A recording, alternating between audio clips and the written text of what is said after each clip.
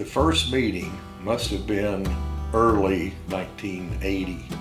The Chamber of Commerce office was then at the corner of Court Street and North Broadway. Margaret Johnson was the executive director, and she called a meeting and had several of the downtown people come and said that, all these other communities around here have some kind of a festival, and Georgetown has nothing. There were probably, maybe a dozen to 15 of us in there, and just kind of hummed and hawed about, what could the topic be. And somebody came up with the idea. At that point, Howard Hughes and the Spruce Goose were big in the news, and so somebody came up with the idea, let's get Howard Hughes and the Spruce Goose to come in. Well, thank goodness the Spruce Goose was not airworthy, because I think we all just kind of laughed about what in the world, what's our tie to the Spruce Goose. So we hummed and hawed and mentioned horses. Somebody took that idea and ran with it, and so the next meeting it was, let's do a festival of the horse. And we said, okay, then what?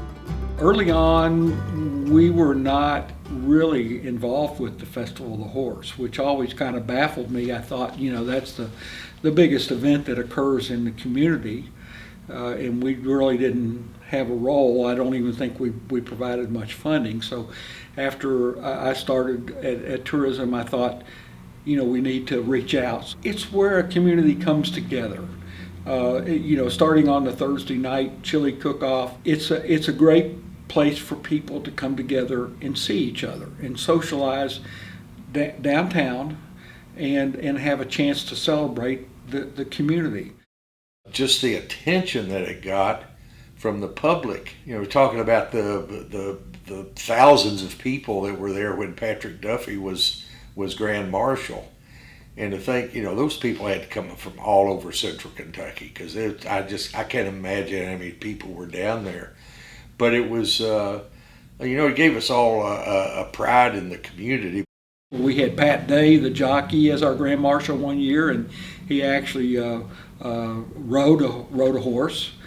John Fitch was our Grand Marshal one year in recognition of his years of dedicated service.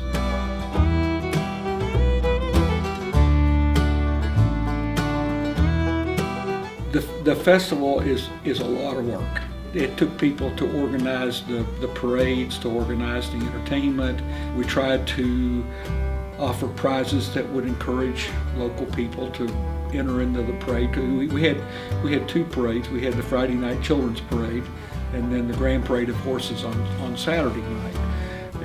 And we would have quite a number of horses, maybe a couple hundred. It is a lot of work. I know one time I had a little walk meter, and I walked about 10 miles in a couple of days, because I would go from the old post office all the way down to Water Street, back and forth 10 times every day. The two people that come to mind the most were John Fitch, because John had been involved. I don't know if he was involved in the very first one, but he was involved very early, and he kept it going. The other person is Bonnie Newville.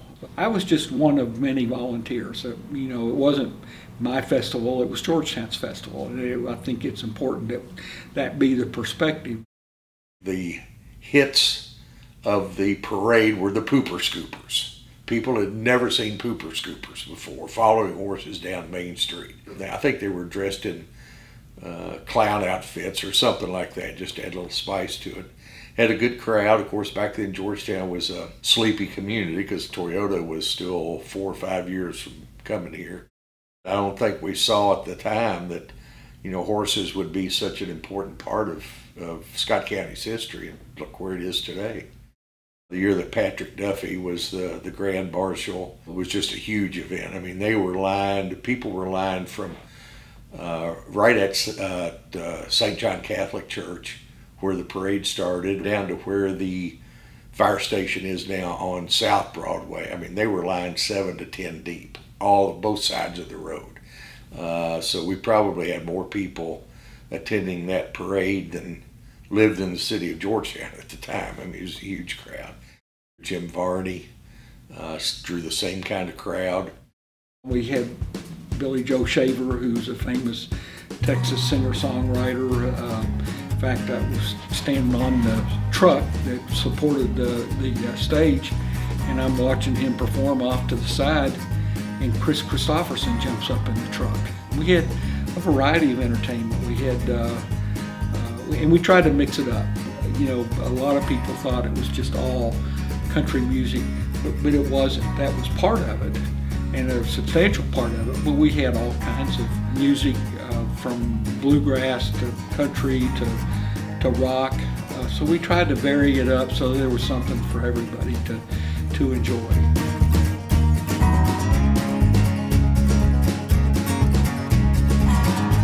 Growing up, I was always so excited to get downtown and go because all of my friends are down there. I got to hang out with them and really enjoy all the things that the event had to offer. And then now getting to plan it, I just hope that I'm making something like that for the younger kids and families here in the community, that they're able to enjoy a weekend of family fun here in Georgetown.